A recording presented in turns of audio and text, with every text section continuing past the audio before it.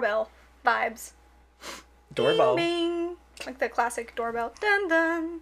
No. Can you imagine where people's doorbells, like you open the door and it's us and you have They'd to be like, us? I swear to God, if one more person comes to my door, I'm gonna lose my mind. I'm gonna lose it. If I have to hear that voice one more time. We're hanging up like coat racks like this. On the back of their normal door. Some people have wreaths, other people have us. You're welcome. Logan LaMaster. Tiffany Walker or Tiffany Volk, still haven't decided. Whichever you prefer. Whatever one you want to say for the day. Just like a pronoun. Yeah. Like that's like your thing. Yeah. Like Volk. Or Walker. I am who I choose LaMaster, to be. maybe. No. If you're feeling some kind of way that day. Feeling some kind of way. No. This is the Mystery Files, everybody. This is the Mystery Files. We are back. And ready to party.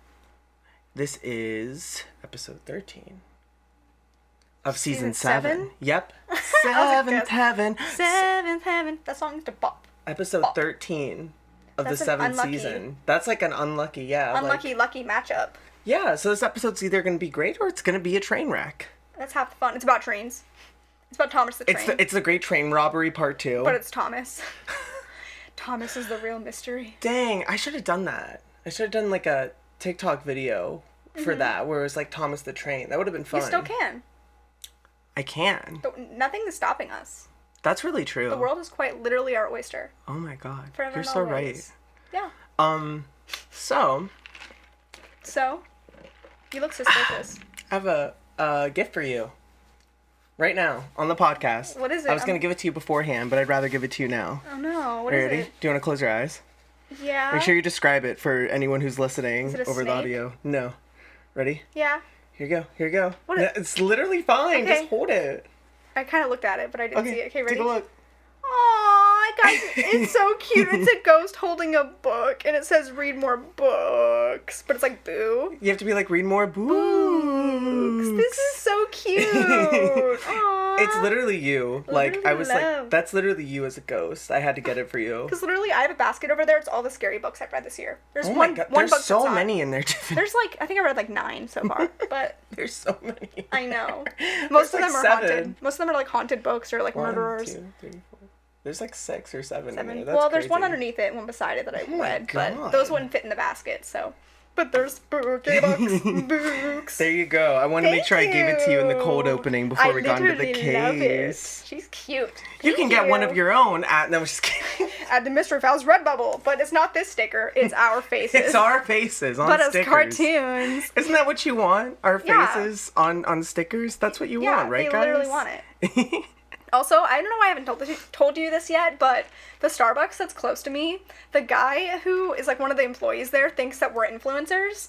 Why? He's convinced I'm an influencer, because I told him I had a podcast, because one day I had my Mystery Files tote, Oh my and he's God. like convinced that I'm an influencer, and he keeps joking with me about it. I'm like, dude, it's not that big. And he's like, you need to take pride in your work. I'm like, I take pride, but it's just like a small podcast. What if he listens to it? He needs to at this point, because it's If a he bit every doesn't, time I what's go the in. point? I know. But it's like every Dang. time. And Danielle met him last time. We went to Starbucks together, and like Oh, I and was he was talking like, to me. oh, Mr. Influencer. Yeah. I mean, Mrs. Ooh. No, misinfluencer. But yeah, so just so you know, we have one person out there who thinks that we're real big. Woo! So thanks, man, for Let's Starbucks. go. I won't give your name away. But 10 I out mean, of 10. that's like the one episode, not one episode, the one time we went, I talked about before in the podcast, that one time we went to Moe's and that one guy listened to our podcast and like knew our voices. I was like, oh my god, thanks. I was like, can I get a steak and chicken in my bowl, please? And he was like, I know that voice. I know you. Do you have a podcast? A podcast? Why, yes we do, Moe's man. But yeah, we're so famous, good. I guess. We're kind of famous. Almost Yeah, famous. That's almost. basically us. It's the movie Almost Famous. That's I us. mean, we've been getting a lot of love recently, too. So thank you guys for tuning in and listening to We love you guys us. so much, and we had a lot of fun with last week's episode. We got to do some fun editing things for it. We hope you got to see some of our little clippy guys. If you're wondering who did the dog barking on that one clip, that was me. That was all Logan. That was all me. So if you hated it, blame it on me. Throw some tomatoes. See, and for mine, I just messed up our YouTube algorithm for the Mystery Files YouTube because I was looking up stuff for a clip for a clip, guys. I was literally just trying to look up a nice casual someone digging in a graveyard, and somehow a lot of clips of people exhuming actual corpses came up on my YouTube, and now I don't know how to get rid of that, so Logan has seen that and thinks I'm an actual psychopath, so I'm sorry. I could get rid of them, but I think it's funny the idea of someone hacking the podcast YouTube page and seeing all of that info in there. Well, they literally see the exhuming of corpses, and then they see Drag Race from Logan. So, yeah, like literally. Yeah, that's us. Speaking of Drag Race, actually, could I do a little self-promo for myself? Yeah. Okay, so if you are interested in RuPaul's Drag Race at all, I just recently started a RuPaul's Drag Race review show, so you can find me at Dragging It Out, a RuPaul's Drag Race review podcast on all streaming platforms, and on YouTube at Logan LaMaster. I'll put the link in for this episode. It should be really easy to find, but yeah, so that's my new podcast. I'm starting from the very beginning of the show, which is a insane thing to do, but it's really fun so far. So if you'd like to give it a listen and you want to hear my voice, feel free. Go. It's really, really cute. I listened to the first episode already. 10 out of 10 experience. So yeah, glad. Go listen to it. I love it. Yeah, I'm really, really dedicated to it, but it's really fun. Hopefully I'll have co-hosts on soon. I'd love to get you for one time. Yes, I'll try. Like, one with Monet, maybe.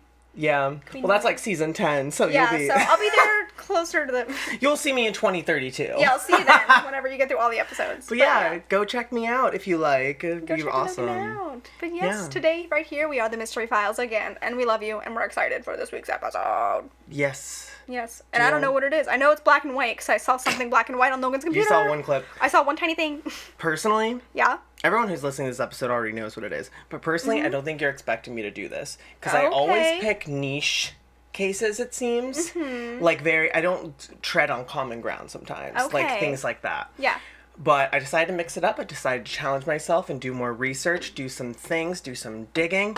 And we're doing a pretty popular case, if not one of the most popular cases in the world. But we've never done it. What? Okay, okay. So, would you like to give me a little drum roll and we'll get into this week's episode? Okay, here I go. This week on the Mystery Files, we'll be covering the case of the romantic tragedy of Bonnie and Clyde. Stop it. That's so good. Dun, dun, dun. Oh my god, am I excited. We're doing Bonnie and Clyde, baby. We can be Bonnie and Clyde. I was going to make that joke too. I was like, we can talk about them on the show. We definitely have Bonnie and Clyde vibes. Except not romantic, you know? Yeah. We're not kissy like that. Well, there's a little more info in here that is it was surprising to find out that maybe we wouldn't be that way. Maybe I'm not going to say we're Bonnie and Clyde yet. Yeah. Just in case.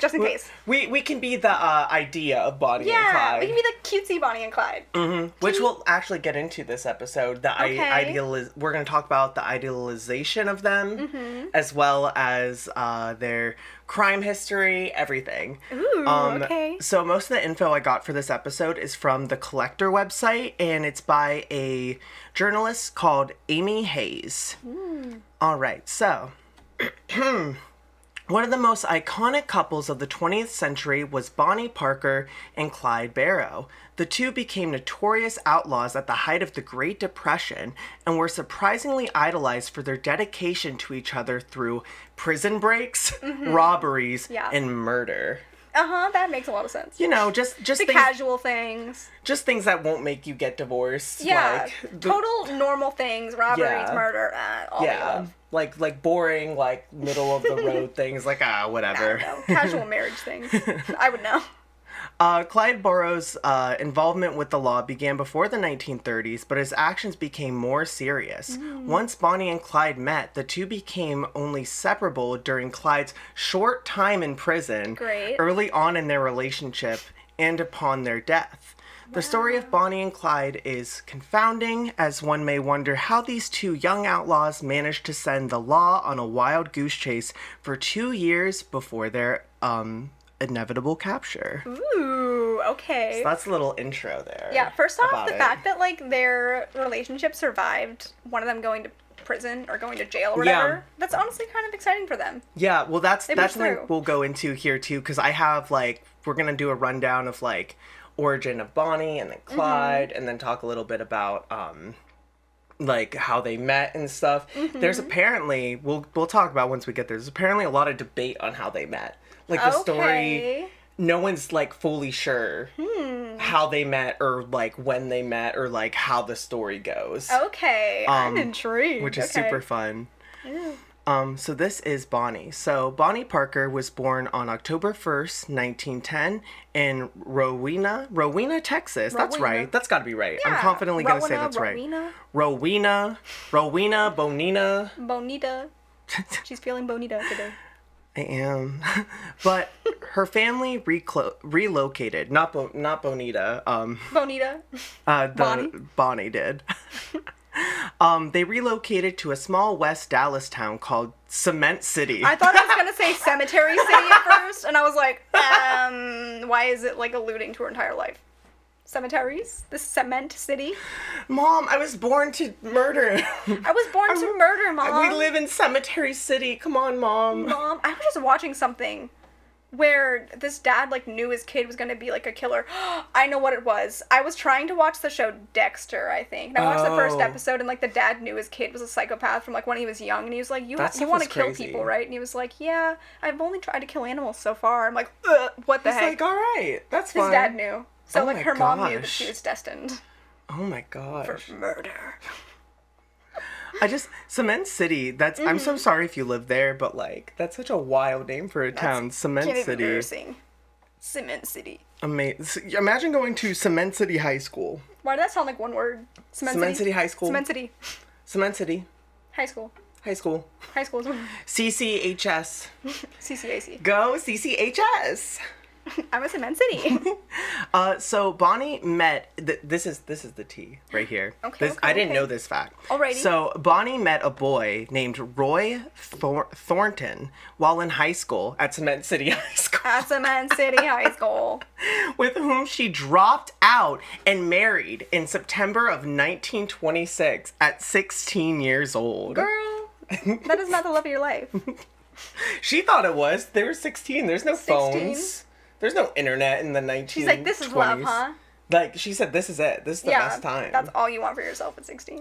Like literally, though. Some boy named Roy. You're giving up your high school diploma, your GED, Yeah. for a man named Roy? Roy? Roy? Come on, girl. 16. Unbelievable. No. So, Thornton got entangled with the law before Bonnie had even met Clyde. Okay. So she's already into criminals. She's like, she loves a bad boy. She likes a bad boy. She likes a bad boy. I bet he had a motorcycle, too. These motorcycles Oh, back then? exist? Is that Google of the day? Listen, you guys, when you're watching us, I hope you don't think we're, like, actually stupid. Like, how are we supposed to know when a motorcycle was invented? Right, it's not 1885. Okay, but, like, was it like a fancy bicycle back then, or was it like a vroom vroom Harley Davidson? It kind of looks like a fancy bicycle. Look at this thing. When was the first Harley Davidson thing made? That motorcycle. Oh God, I don't know. Because that could be like a motorized, like bicycle, but it's not. When was Harley Davidson? 1903, Milwaukee, Wisconsin. See, that's kind of close to 1910, whatever year that was. So he could have had a motorcycle. He could have had a Harley. That's so funny, He's guys. a bad boy. It literally looks like a war cannon, and they put wheels on it, right? That's really scary. It looks like a big sewing machine or something. Imagine picking up your girl and that, like, come on, babe. That's my girl. Here's my leather jacket on this fancy bicycle. It's grease done, but it's murder. Stop it. Like, He's boom, got a boom, comb, but it's boom. a switchblade. Come at me. It's too good. He accidentally gives himself a haircut. He's like, ah! I cut my ear off. A buzz cut on my ear. My ear's gone. Oh no, Roy. My gosh. So Thornton was imprisoned just 3 years after they got married. Great start. And the last time he and Bonnie would ever see each other. Oh. So that was it. She So they never didn't saw him ever divorce? again. Oh wait, here we They go. didn't actually. Okay, okay. Like it'll come up again in the case. I forget where it is, but she died still married to him officially. Okay. Like they never got divorced, but like they weren't seeing each other, so she was legally still married to this guy. Oof. Okay. So yeah, so at the time of her death, Bonnie, was still legally married to Roy Thornton and allegedly wore her wedding ring up to the day she died. Imagine her being with another man. She's like, yeah, this is my wedding ring. That's This crazy. little thing. That's nuts. How did Clyde feel about that? Like the fact that she had like this ring on Maybe at all he thought it was like times. exciting being with a married woman. Honestly, yeah, he probably thought it was like kind of dangerous. He's already living on the edge. Why not like throw another thing in? Yeah, he's Spice like, it up. all right. He's like, I don't care if you're married. He probably felt like, ooh, yeah, I took someone else's girl. Yeah. What's he gonna do? Mr. Steal Break Your out of Girl prison? with Clyde. It's Mr. Steal Your Your Girl. girl is Clyde. Yeah. It's Clyde. It's Woogie, Clyde. woogie, woogie. Boogie, woogie, woogie. Yeah. You have no. This case is wild. I'm thinking so about concerned. things. I'm so concerned. So we're gonna move on to a little bit about Clyde as well. So Clyde Barrow was born in Ellis County, Texas, on March 24th, 1909. A little more of a normal name, Ellis County. That sounds I right. can say normal birthday. A really normal birthday, March 24th. That's a good day. He's an Aries. Ugh, imagine being born on like March 30th. That'd be so annoying. Like that'd be so I would dumb. literally hate if I was born on March 30th. Personally. Yeah, honestly, June Yeah. 26th too. It's like crazy. That's an awful day to be. I would literally hate my Oh, life. if I was born on June 26th, forks to the eyes, guys. Death. Comb switchblades to the eyes. Death immediately. Just like Bonnie and Clyde. Yeah, just like Bonnie and Clyde. Just like they did themselves. The family was poor while Clyde was growing up. They moved to a more urban area in West Dallas where they continued to struggle financially. Clyde's first run-in with the law was when he was of the age of 17. He was arrested for failing to return a rental car on time and had fled when confronted by police. They had rental cars in the I'm gonna say. 1920s? They said he had a rental car. Also, isn't the age to get a rental car now 25? He's able to get it at 17. Yeah. Who's trusting this newborn driver? Well, I think I don't know all the rules, but I know that you can get a car under the age of like 25, but you have to pay like a crap ton of like money Really? on it. Yeah, I like thought we you could had- get a car, they would just like put a lot of fees on it. I mean, we couldn't get a car. We ain't got no We license. can't drive. I But, have like, a permit though. Heck More than yeah, you. I heard. Hey, I had a permit. What happened? I stopped using it. Do they expire? I think so. Because I definitely had one in high school, and I renewed it like 3 times, and they were like, I'm gonna "Girl, have get to a get on license." that. So here we are. But A yeah, rental car a rental car. in the 1920s. That's crazy. Imagine he has a little bug car. I feel like you would get away with a rental car now and no one would care. They would just take it as like a strike off of their company policy. Like, oh, that really sucked. Oh well. Like if you crashed Tax it. break. What do you mean? No, like they're making it sound like they were on the hunt for this man. They wanted this rental car back. But if running someone the took a law. rental car now, I don't think it would be as like, Yeah. I'm gonna find you. You're gonna go to jail. I mean, it also depends on how nice of a car it was. Like if they got some like fancy dancy car and someone snatched it, I think they're gonna be like, okay, there's an issue. They have the 1920s equivalent of a Ferrari. Yeah. It's like it runs on steam and it's like Steamboat Willie is driving that? the car for him. Yeah. Steamboat Popping Willie's out. like, You did pretty good. ooh, Wow. I kind of ate that. I'm gonna put the actual whistling of Steamboat Willie there, so you can act like you done did something.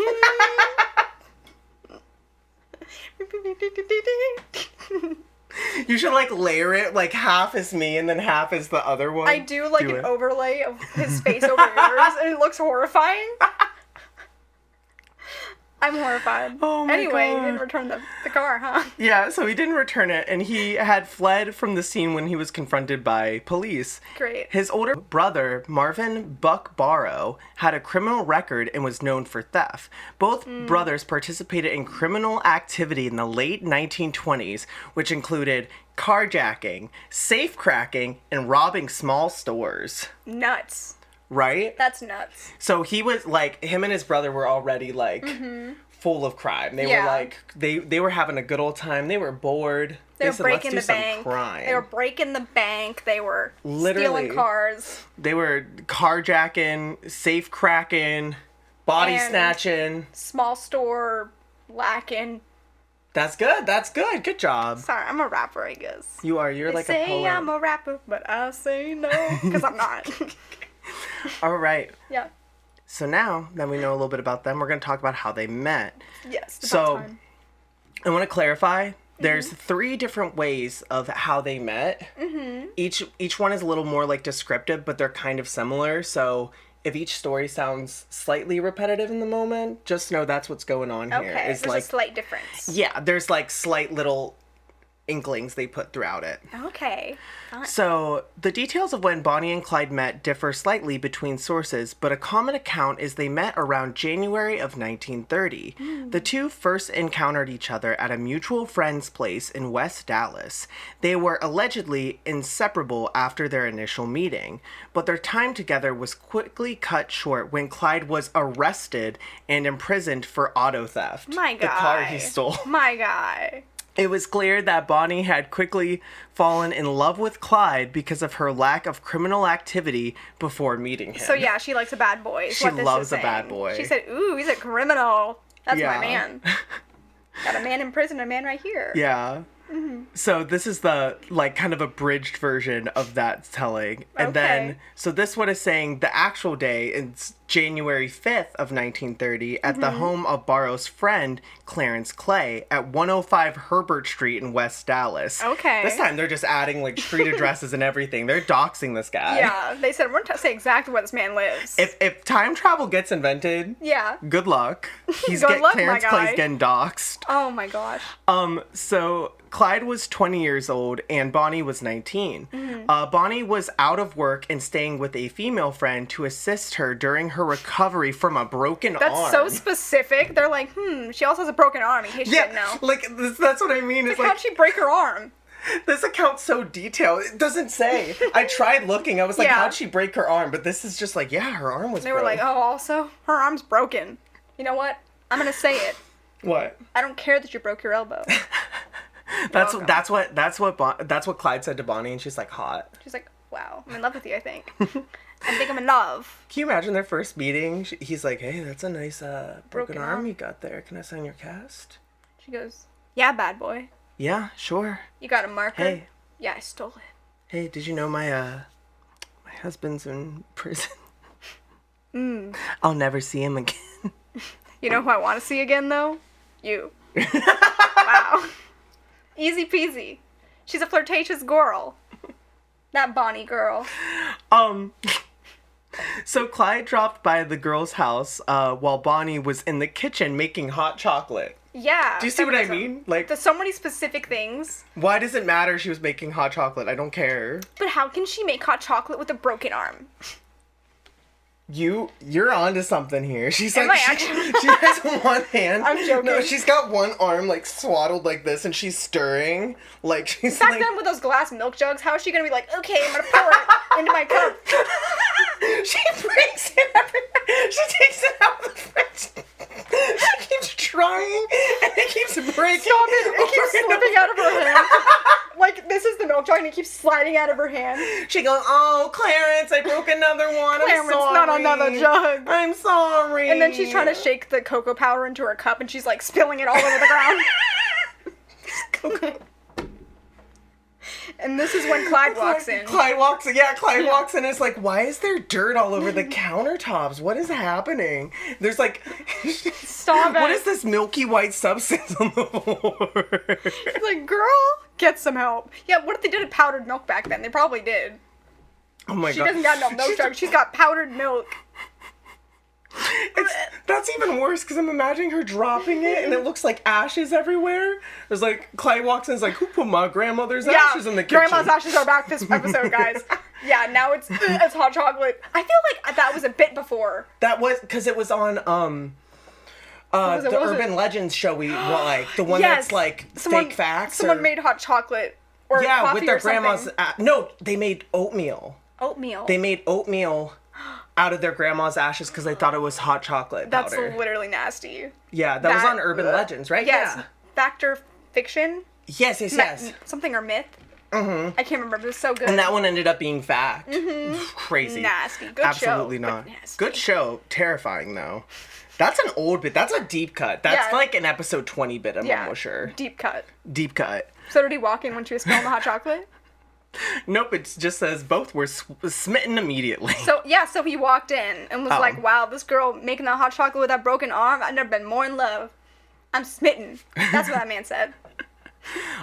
So, again, historians just believe that Bonnie joined Clyde because she had fallen in love with him like that. Wow. She remained loyal to him as they carried out the many crimes in the world. So, yeah. let me see. Yes, okay, this is the third one. Okay. Bum, bum, bum. So, Bonnie and Clyde met in Texas in 1930, as we know. Yeehaw. When she was 19, he was 21. Soon after their meeting, Clyde was arrested for robbery. This one's true. This actually happens. I almost choked in my water when you said that. I was so shocked. Robbery. Robbery. Though this is why I was laughing earlier when we were talking about escaping jail. Okay. Though he initially escaped jail with the Oh. help of a gun provided by Bonnie. Oh, Bonnie. He was rearrested and returned to prison, where he remained until being released on bail in 1932. They released this man Yeah. after he escaped. Usually that's like, Yeah. okay, they escaped. We gotta keep him in longer. Yeah. We gotta think he's like 22. He's not like 30-something doing these crimes. It's not juvie, but Yeah. like he's younger He's too. still young. So They're the like, crime okay. might be a little... Cut him some slack. I don't know. They're like, oh, he's just a kid right out of this, even though Man. he's stolen a bunch of stuff He's got a throughout gun. He snuck a gun into the prison. His girlfriend, his baby, gave him a baby, get your gun. Baby, get your gun. That's definitely the right song. Bonnie, get your gun. Yeah, so they met in 1930, Uh-huh. and then sometime, I guess, between that month or so, he gets arrested, goes to jail. Yeah. Bonnie finds a gun. Yeah. Somehow gets it to him. He escapes, and then they rearrest him. Great. And she Great. still waits for him. She said, I'll wait for this one more than I'll wait for the other man in prison. Yeah, she said, I don't She care. said, this one, there's hope for him to get out. She said, that's fine. She's She said, like, I that's can okay wait for with you. me.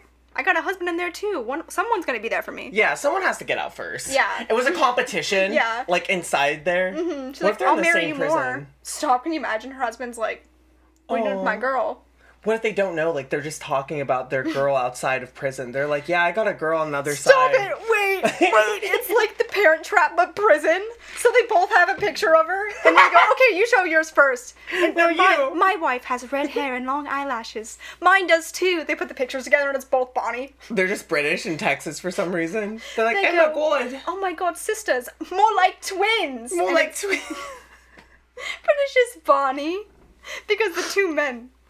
It's Yep. possible. Yep. I could see it. They're Yep, both that's- like trying to get like jacked and ripped to like impress her out of there, and he Yeah. wins in the end. But the one guy just never gets out. The husband never gets out. That's a reality show I'd watch. I would too. Like someone in prison for like wanting love. Yeah, a love off. A love off in prison? Yeah, who's gonna win her? Who's Like- gonna charm pants off of this girl? Like it'd be a spin-off. Like it's an MTV presents Love Off. Oh, Prison yeah. Breakout. Prison Breakout. Prison That'd be so Breakout. good. But it's like filmed like the show Punk'd with Ashton Kutcher. Wait, that'd be kind of amazing. Kind of a good bit. We're doing Personally, that. I think that's great. That's what we're doing now. All right. So others actually often accompanied Bonnie and Clyde in their criminal activities. Okay. The group was referred to as the Barrow Gang. So Clyde's last name. Clyde Barrow. Yeah. The Barrow Gang. So people in the 1930s didn't refer to the group as Bonnie and Clyde, actually. They hate do women. today. Wow. They hated women back then. Surprise, surprise. Yeah, they hate women. Yeah, they said the Barrow Gang. Yeah. Who's Bonnie? You mean the men's gang? You mean the men's men? gang? Women can't be in gangs. Yeah. Watch out. Women Yes, they can do crime too. You'll see. You'll see. You'll see. Watch it. Well, you'll kind of see. You'll see a little bit. There's more. They were usually called Barrow and Parker, or Okay. the Barrow Gang, or Clyde and his gun woman. Not as Gun gun woman. woman. She's more than that, okay? You're more. Hey, Bonnie, if you're listening, you're more than a gun woman. You're more than a gun woman. You You are are a gun Bonnie. person, and you deserve love You do deserve love. and appreciation for what you do. And someone who's not in prison. And someone who's not in prison. Well, he's out now. Yeah. Yeah, as he's of their out. adventures. Yeah, he's out. I'm just picturing us about like talking about these like adventures they have as like it's Yeah. kind of like a mystery in Scooby-Doo. Yeah. Like Bonnie and Clyde in the mysterious case of robbing the small hardware store. Yeah, cue the Scooby-Doo music. Bum, bum, bum, bum. Like the fun background music at the beginning of the cases. He's like, ruh-roh, Raggy. Ruh-roh, rag. That's pretty good. Ruh-roh, Bonnie. Bonnie? Bonnie. Bonnie's got a gun. Ree. That's really good. I'm a voice actor. I'm concerned. What can I say? You're an actor. So other gang members included Buck Barrow and his wife. There's another girl. Wow. wow. Okay. And his wife, Blanche. William Daniel Jones, Raymond Hamilton, and Henry Methvin. They got some old names. You got Blanche? some old names. There's no Blanche in the modern day, and if there is, I want to be BFFs. Thank Blanche. you for being a friend. My name is Blanche, and I've got a gun. That was good. That was kind of beautiful. Okay, thank you. So some entered and exited the gang at different times, just like a job. You know, Just people like are me. leaving. I've had like 16 jobs. You could have been a part of this. That could have been job number like 36 for me. This is such a dumb bit. List keeps going on. It's Rainy Rodriguez and Austin and Ally, how she keeps losing jobs. That's literally me. Literally me. Some by choice. She was in the 1920s. She comes in with a fedora hat and goes, "Guess who got fired?" Bram, bram. No, I can literally see that. But she's Guess like, who got hired with the Borrow Gang? stop it. I can see her. Oh, That's Trish. so cute. Oh, Trish. Come on. With her curly black hair. I can totally see it. I see it. It's a whole vibe. So some entered and exited the gang at different times, and they often only traveled by one car. Okay. It was a tour bus. That's girl. not suspicious at all. It all happens in one car. One day you're gonna get caught.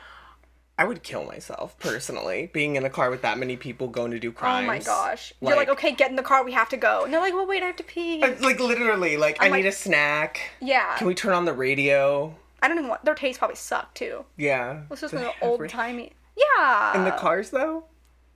I don't know. We look like a car Do we person? look like car people? No. Come on, look at us. Yeah, you can Google it yourself. I'm not doing it. Let us know in the comments. So one of the most consistent crimes of the Borrow Gang was auto theft. So Yeah. Clyde is keeping the tradition alive. You He just keep said, stealing those cars. He said, I went to jail for this, to not be with my lover, I'll do it again. Stop, he's just stealing cars from the car universe, so it's like kidnapping. Lightning McQueen gets snatched again. By Bonnie and Clyde. Well, that means if the United States is a thing in cars, that means there's a car version of Bonnie and Clyde, Wait, right? isn't cars in Texas? No. Where's New right? Mexico? New Mexico. Oh, they have same vibes in my brain. Nevada. Nevada. I bet it's one of those. It's one of those dusty states, you know? Where does cars take place? It's one of those Las Vegas? I don't Radiator know. Springs. Okay, but that's fake. Arizona. Arizona. Arizona. I have a similar vibe to where they're Yeah. at, right? Completely up more, right? But like same dusty vibes, you know? Yeah, Those exactly. dusty states. Dusty hot states. Exactly. Mm-hmm. So Clyde took a liking to Ford automobiles, which is usually what he stole. The cars were stolen in one state and found abandoned in another. Oh man. His carjacking record started as early as December of 1926, when he was arrested in Dallas and sent to prison. After Clyde was released from jail, he committed robbery by firearms, burglary, and murder over the next several months. Wow. So many of their crimes occurred across the state of Texas and the Midwest. Man, so no Radiator Springs. Unfortunately. Man. They're like murdering cars. They're like stabbing them. No, I can't think of any. Tow Mater. Not Tow Mater. No, not him. Not him. Anyone but him. Yeah, I believe, it might say this in it too. They apparently, I think they have like 12 confirmed like kills that they did. Wow. But we'll get into it more because like that wasn't for the people who like idolized them. Mm-hmm. They were very forgiving of it because there was other quote unquote reputable stuff they did. Okay. And we'll see like why people say those things and what this whole facade is. But Okay. one of the things people tend to forget is that Bonnie and Clyde didn't just also like just rob banks or stores. Like they murdered people and were taking from like small businesses and stuff. So like Ew. they have a lot more of a deep cut like upsetting history to them than what pop culture kind of says. Yeah. Which I thought was kind of interesting. And I guess my question is, like, does it tell you, like, are you going to go into the motivation behind their murders? Like, why they murdered people? From what it seemed like, a couple of them were like fatalities in the sense of like there was Fighting over a car? yeah, but also like kind of like not necessarily like no other choice, but like robberies gone wrong or things Okay. like that, and it's like we're gonna do this, but still is irregardless that they like did They it. still Like killed it's not excusable. It's Yeah. interesting. That's what I was thinking. I was like, I don't think they're just going Yeah. around shooting people. I think it would be, like you said, like, if there was a robbery gone It's wrong. a casualty, a part of their crime spree across like the West. And I was wondering, I was like, wait, why does he keep carjacking and then dropping them off and carjacking again? But I guess that makes sense so he doesn't get caught in the car they stole. Mm-hmm. And I'm like, they my have to guy. keep dropping cars because then they would know probably the license plates and stuff. Like, they could track them, be like, hey, they left in this type of car. Yeah. I'm just like, at this point, can you just buy a car yourself? Right. So, Bonnie, Clyde, and the other Barrow gang members constantly remained on the run. They had a quick hand that was always ready to fire, and Clyde was rather skilled in driving fast and making an escape from law enforcement. This is part of it. They shot at anyone who got in their way and took down a number of police officers throughout their time on the run. Wow. So that's a part of the casualties, were like police officers trying to stop them. It's estimated that they murdered at least 12 people, like I said, during their 2-year crime run. Many of their robberies and burglaries were at small town shops, grocery stores, banks, and gas stations. Aww. This is what's crazy, is that their payout for these robberies usually wasn't that much to begin with, but they targeted these places because they were located on back roads, and it's less populated areas where law enforcement wasn't as present as they were in bigger cities. I mean, that makes sense. They wouldn't get caught as easily. Yeah, so, basically part of the story, too, is like, I think it'll talk about this a little bit more, but they became a thing during the Great Depression, so there was like not a lot of money going in, the economy had like completely failed, a lot of stuff was going on, and then they decided to steal from small businesses who are literally struggling to stay above ground in the first place. So the hit they must have faced was probably bad. Right. That's just like imagining like if there was a modern day Bonnie and Clyde and they decided to rob a bunch of small businesses during COVID. Like they decided to take them down because it was easy, but it was also like they ruined small businesses in the process of it all. But they robbed a couple of banks here and there, but most of their targets were small, like vulnerable people. So that's it's just sad. They suck. Yeah, so although tales of Bonnie and Clyde are often glamorized for the sake of their memory as outlaw lovers, their life actually was not glorious at all. So this is the stuff I found interesting. The group frequently took pictures posing in front of one of their stolen vehicles and guns, which helped romanticize their life on the run. So they would take pictures and like send them into places and like try to get like publicized like the idea of this. So people genuinely thought that they were having like a fun time. Why? Because they thought they were only stealing from like banks and stuff. And since it was the Great Depression, people were like, yeah, take down the man. Who were they showing these pictures to? Like they send them into like newspapers and things and like stuff. Gosh. So it's like they have these types of pictures and stuff through it, like just showing them super glamorized. That's a picture you saw earlier of her holding the gun. I wouldn't have even known who that was if I even got a good look at it. Yeah, I saw a black and white picture earlier, and I didn't know that was her. But I don't know. It's just weird that they wouldn't have been afraid that someone would recognize them from photos like that in a different town or something. Or they just like the thrill of almost getting caught all the time. I'm sure that was a part of it, like the thrill of getting caught, which actually we'll get into like the repercussions of their fame too, with that in mind too. Okay. So that's fun. Since the Bureau of Investigation, now known as the Federal Bureau of Investigation, or the FBI, began tracking the Barrow Gang in 1932, they were constantly on the road. So, since the FBI was like, we're gonna find you, they could not stop. They had to just keep going, just keep swimming. Just keep swimming. A lot of Pixar references today. Just one of those nights. They had to take turns driving throughout the day and night and hopping from town to town across multiple states on a daily basis to prevent being caught.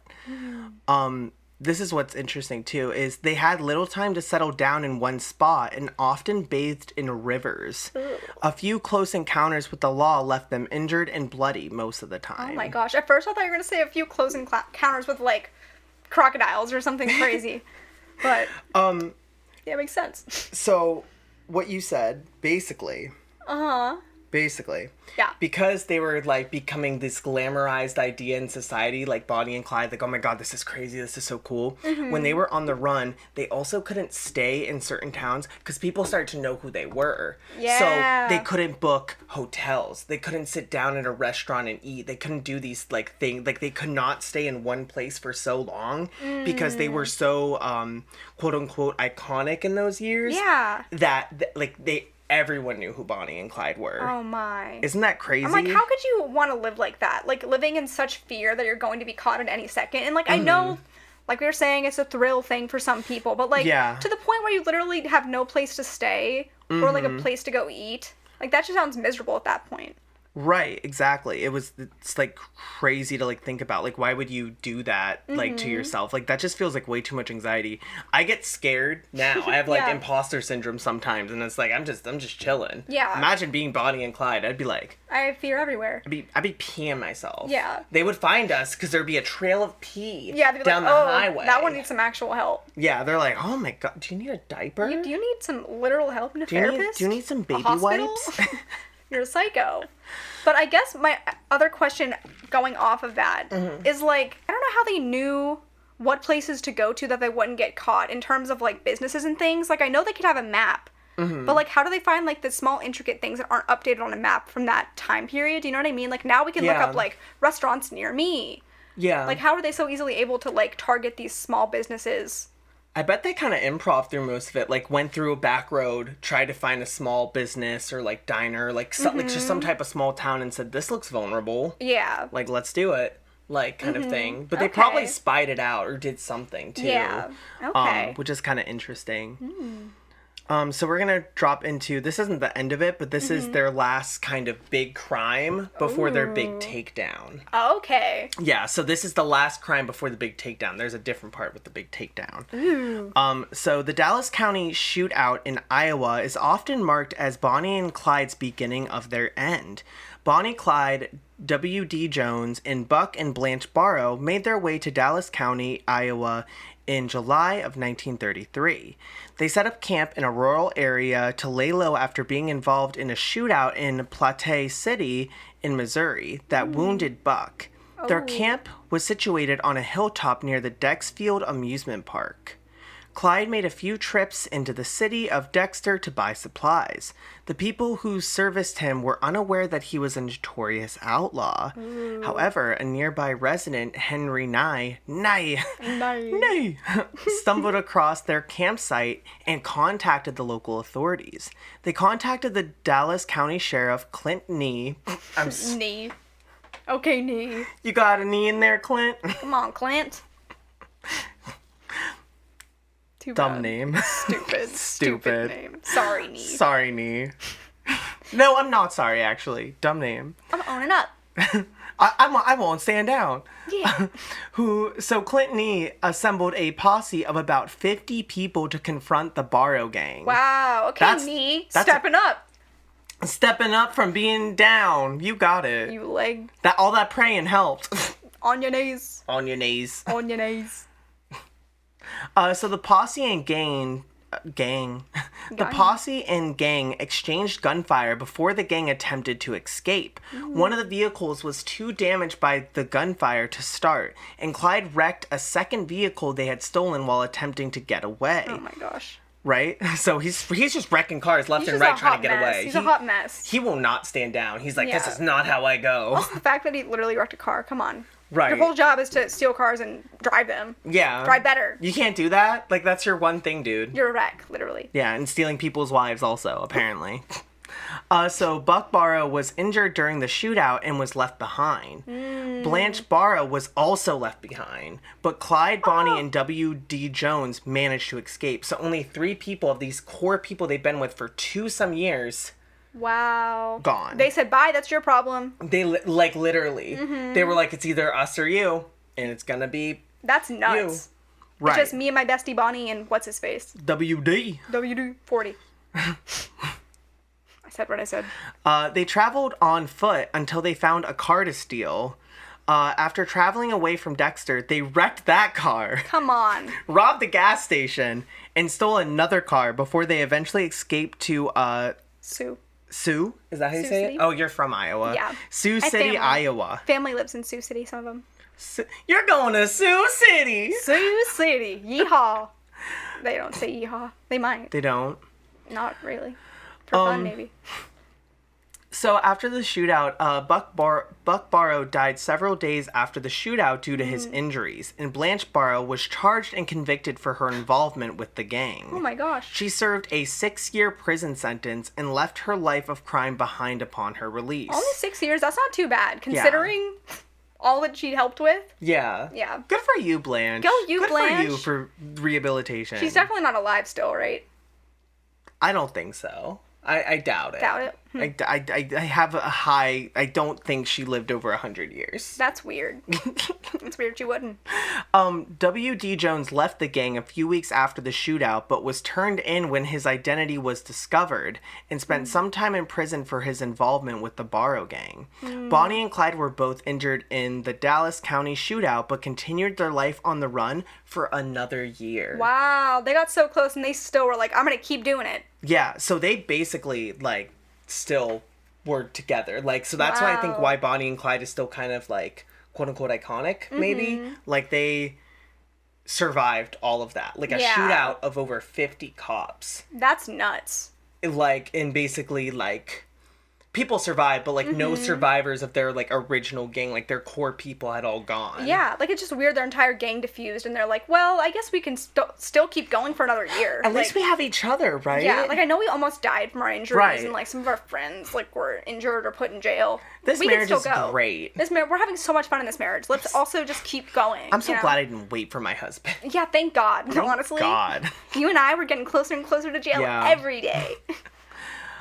Yeah, I just can't imagine, like, being on top of, like, that hill, like, setting up camp, and then 50 people come with firearms trying to stop you. And didn't they say it was on the hill of an amusement park? I want to Yeah, note it that was over the hill of it. Is that park still in existence? It was called, starts like, with the a D. Dexter Amusement Park.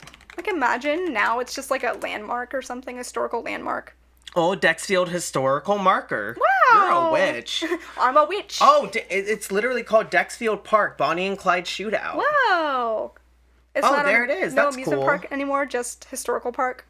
Oh, yeah. Yeah. That's definitely not an amusement park. It's just woods. Yeah. I don't know if it was an amusement park. Did it said that, right? I thought it said amusement park.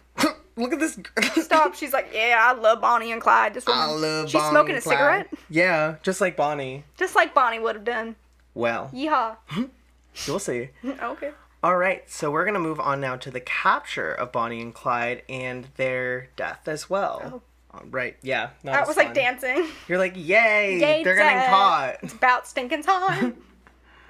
So while Bonnie and Clyde were riding all throughout the back roads of Texas in the Midwest, former Texas Ranger Frank Hammer had been tracking their movements and learning their routes, the outlaws that they frequently traveled.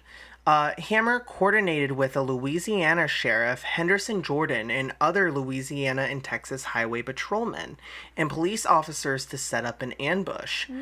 Jordan managed to contact one of the old gang members' families, the Methvins from the beginning, in an attempt to strike a deal in exchange for their son's basically forgiveness for all of his crimes. Wow. Bonnie and Clyde had visited the Methvins previously, and it offered law enforcement a chance to catch the outlaws without an escape route. Wow. They said, let's trap them. The ambush was set up on the side of a Highway 154 in I want to say Beanville, but that can't be right. Bienville Parish, Louisiana, on May 23rd, 1934. Wow. Law enforcement hid in the bushes off the side of the highway. That sounds kind of comedic, honestly. I know That's it's kind like, of Scooby-Doo. Yeah. Like, they're just in there like, we're gonna jump out at them. we're gonna get him, guys. We're gonna get them. Everyone hide, okay? Like Zoinks, Like Bonnie. Zoinks, Bonnie and Clyde. They spotted a Ford V8 coming over the horizon. It's just a The juice. can of V8. I was thinking the same thing. I'm like, V8. It's a can of V8 driving a Ford. Oh, like people have like the Red Bull trucks, but it's a V8. Here we come. And it's like speeding down the road.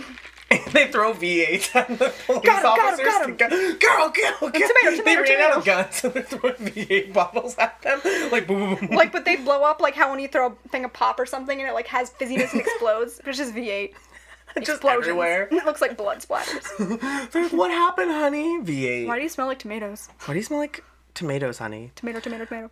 So they spotted it coming, traveling at a hasty speed. Before Bonnie and Clyde were given a chance to raise their guns, law enforcement fired more than 100 rounds at their vehicle. They said, if we don't catch him, we're gonna kill him. For real. Like, literally, they said that, like, They said, literally, watch yourself, because we got 100 bullets flying right by you, bestie. they're not playing around. They said, Yeah, they weren't trying. The Brownsville Herald of Texas reported that Clyde Barrow had approximately 60 bullet wounds in his body, while Bonnie Park had about 50 bullet wounds. Yeah, so... Do you think they survived? I highly doubt it, unless they were really, really good at taking bullets. Casually. It's all in just the arm. Casually, yeah. How many per arm?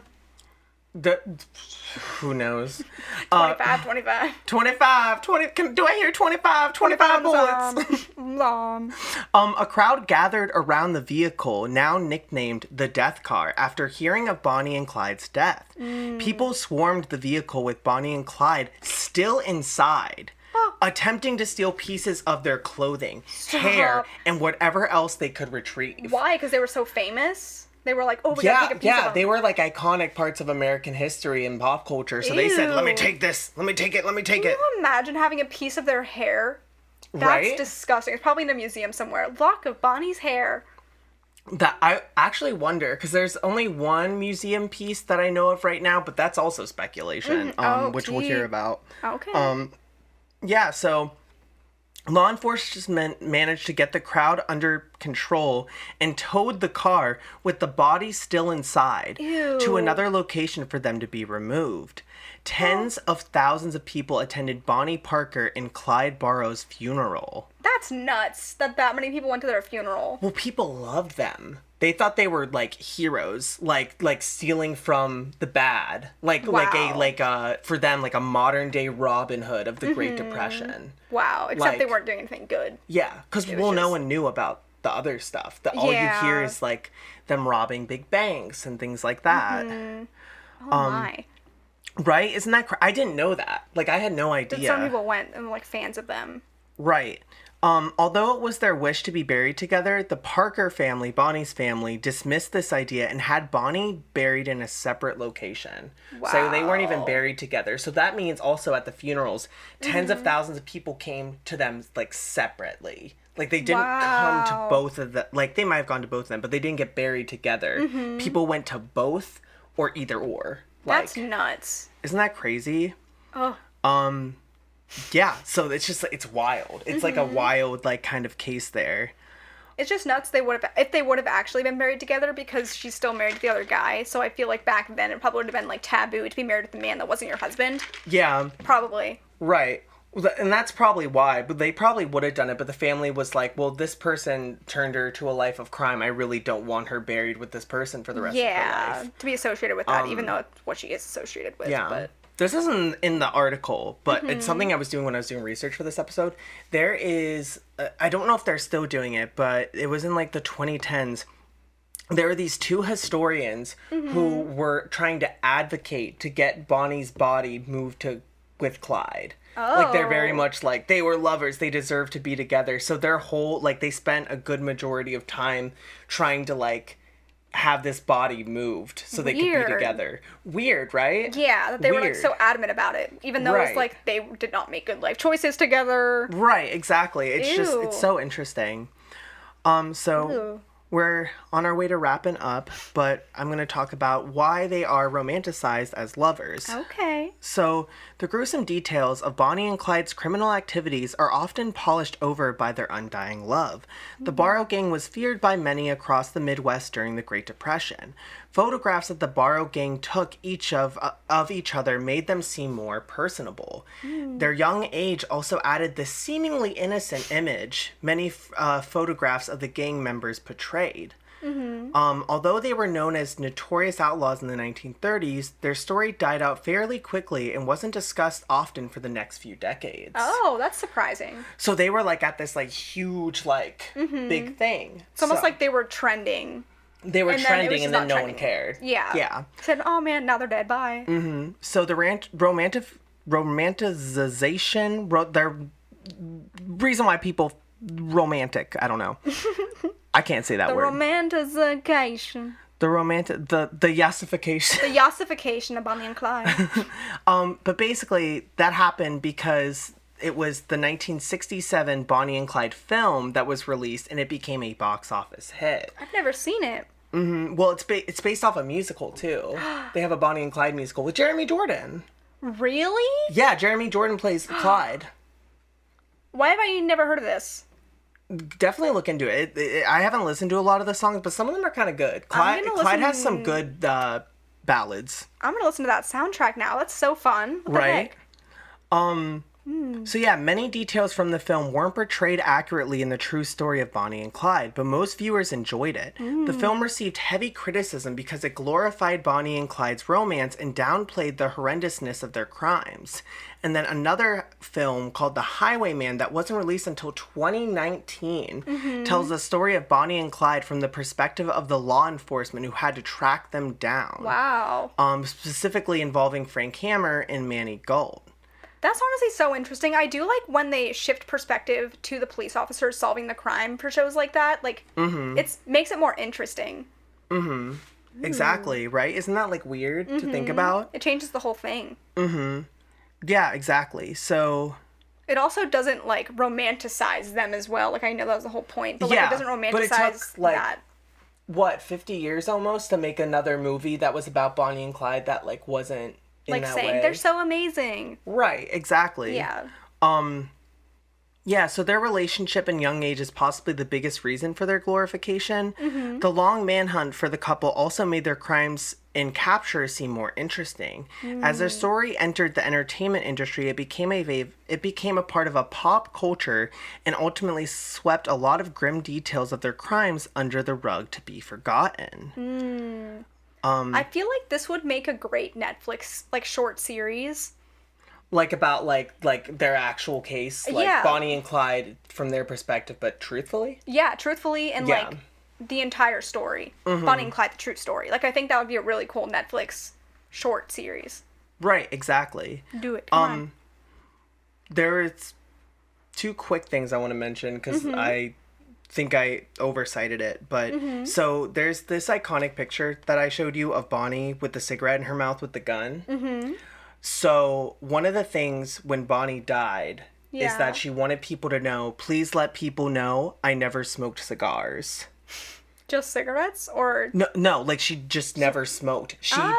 She put a cigar in her mouth and barely even used the gun. It was for the look. The look up for pop culture, Oh for my the idea that gosh. she was more of a bad girl Yeah. than she actually was. That's ridiculous. Isn't that crazy? But, like, kind of funny that at that time she was still very aware of her public image, even though, like, that wasn't a huge thing back then necessarily. Like, it is now.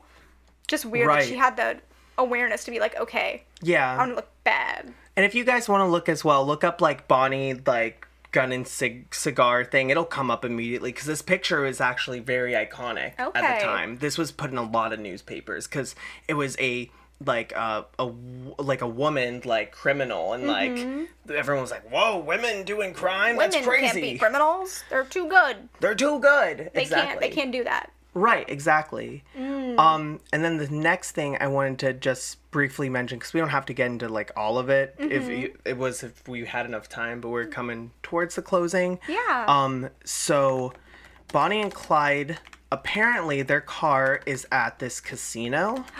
What? But there's speculation. They're not sure if it's real or not. Like It's the in shot up one? Yeah, it's in Prim, Nevada, apparently, and they bought it for, like, a bunch of money. I think it was, like, up in, like, $250,000. Wow. This is what the car looks like, but there is speculation that it is not real. Like, people Oh. don't know, because they made movies, like, about Bonnie and Clyde, so people think it's the movie It's the car, prop. but they're saying that it's the real one. So this is what it looks like, kinda. That's nuts. There's a, like, for anyone who's wanting to know, it's like it has like a bunch of bullet holes in, like, the side and, like, through and everything. I just don't know if I'm convinced it's the real car. It does look very proppy. It doesn't look... I guess it's an old Yeah. car, too. It's like, I don't know. But, if like, it did they looks sturdy refurbish enough. the glass? Like, that would have all been busted, Are you right? sure that's glass? It like, might be right broken here. What's that? You know? out. Is it actually glass? I have glasses on, so I can't see. Or is it, like, just so see-through because there's no glass there anymore? That's a good point. I didn't It's hard think to of tell. that. I feel like you'd have to be in person, but also like Yeah, I watched a video on it, and I'm just not sure. okay. I guess don't know. from that angle of the front, it does look like the glass is still there. I don't know. It's kind of giving prop to me, but I think it's a prop personally. But if you guys want to go look as well, or you want to visit it, it's in Prim, Nevada. Prim, Nevada. I'd like to see it, but I don't think it's real. I'd rather have the motorcycle bicycle. Yeah. That's what I would want to see. Scary looking sewing machine motorcycle looking thing. All right. So, in conclusion, their story had gripped public imagination, and they became romantic heroes rather than villains, with thousands of ordinary people attending their funerals. Their deaths marked the beginning of the end of the public enemy era in the U.S. So Bonnie and Clyde were the last people to ever be glorified criminals, high crime on the road. This was the last thing we'll really see of high crime rates until we get back into the 1980s again with the serial killer uprising. That's nuts. Yeah. That they were the two mains. Right? Yeah, so what do you think? What are your thoughts on Bonnie and Clyde? Well, I think Bonnie has a lot of issues. I know Clyde. Yeah. I know Clyde. He's got the issues of just being a psychotic person who was yeah, I'm gonna do all this, thieving around, stealing all these cars, causing all this nonsense for fun. But the fact that Bonnie came from a pretty normal life, and just decided that she was I just want to be with someone who just brings this darkness to my life. That'll be so cute and fun and fresh for me. Yeah. So not only did she go out with one man and get married to him, he literally got put in prison. Yeah. Now she chose to be with Clyde, who was almost worse. Yeah, worse than the other guy, for sure. But what did the other guy do to get put in prison for so long? I don't remember what he did. I don't remember either. I don't know if it specifically mentioned what he did. I tried looking into it. I did a lot of article searches, but that's the other thing is but either way, she was just something must have been a little off in her head if she was I'm gonna keep going with these men. Right. Who are just bad people. This script is very much an abridged version of the mystery of Bonnie and Clyde, and we're already almost at the hour mark. Oh yeah. So it's just wild that even the abridged version. There's so much to the story. Yeah, because like you said with the Bonnie thing, what issues did she have growing up that she also felt the need to do this? Why did Clyde feel the need to do this? And I also don't want to come across as oh, it was Bonnie's fault. She's a woman and da-da-da-da. But also there's something definitely wrong with Bonnie, but Clyde was definitely the worst person here because he drugged this seemingly innocent woman into all of his mess. Do not like you, Clyde. So Clyde is the worst person of the two, but I would help Bonnie. Yeah, I would try to get her out of there. I'm sad for Bonnie, but also she adamantly was a part of this too. Yeah. She made decisions to follow him. It's when you have a sucky boyfriend and you're can you guys just break up? Yeah, I'm sad for her choices. Yeah. So that's why I said Bonnie first. I just don't want to think people to be oh, why'd you choose Bonnie as the worst person? They're both sucky. Right, exactly. But yeah, nuts. Yeah, honestly, I know I said this in the beginning, but this definitely was a little different for me, and I really loved doing it. It was super fun. I had a lot of different cases I wanted to do, but everything I was picking was kind of in the ordinary Logan type of cases I do, where it was oh, here's one about a niche cult in Italy, or here's this thing, here's this flying wombat who talks to people on a farm. That really happened. That's something I tried to do for this episode, maybe. That's fun. I wanted to try to do something like this, and I liked it. I don't know how we haven't thought to do this before. I honestly just completely forgot about Bonnie and Clyde. Right. At all. Right, me too. But when I was doing this, I was kind of worried about the murders and stuff. I was oh, how detailed are they? But apparently it was only police officers and things. But the thing with that is I didn't know all these other details. I thought Bonnie and Clyde were just criminals who robbed a bunch of banks and did this thing. But apparently it was a lot more evil. Yeah, I didn't know that. America pop culture makes it out to be. I honestly didn't really know much about them. I knew their image of lovers with guns, and that's kind of all I really knew about them. I only know them from Shrek. Yeah! Puss in Boots? Puss in Boots. The first one. The first Puss in Boots. They're the villains, right? Yeah. Bonnie and Clyde. Stop it. That's where so I know most of it. I'm I don't really know most of their stories. That's really cool. I got to actually learn it. And now I'm gonna watch the musical. I don't really care about watching the movies, especially the first one. Yeah, it's from 1960. Who's watching that? Boo. Someone in the 1960s is listening to this right now through their timeline. They're oh, what's wrong with 1960? Hey, mama, welcome to the 60s. You made a romanticized movie of the evil Bonnie and Clyde. The evil Bonnie and Clyde. But yeah, Great case. 10 out of 10. Thank you. Yeah, Stop, yeah. I'm gonna get shy. Okay. I'm gonna go on the road and start robbing people. I'm gonna start robbing people. So we're not Bonnie and Clyde. Unfortunately As not. total clarification. Yeah. Yeah, so, are Bonnie and Clyde the romanticized villains that the media has made them out to be? Rebels against an economic system that failed them? Or just a couple of kids who fell into a life of crime with no feasible way out? Whatever the case, we can be sure of one thing. Bonnie and Clyde stuck together through good times and bad, and their dedication to each other has made its mark on history.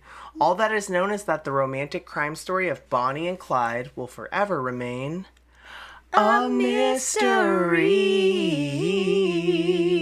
Yeah. Yeah. Mystery. We're not Bonnie and Clyde, guys. We're the Mystery Files. Yeah. Logan LaMaster. Tiffany Walker. Tiffany Volk.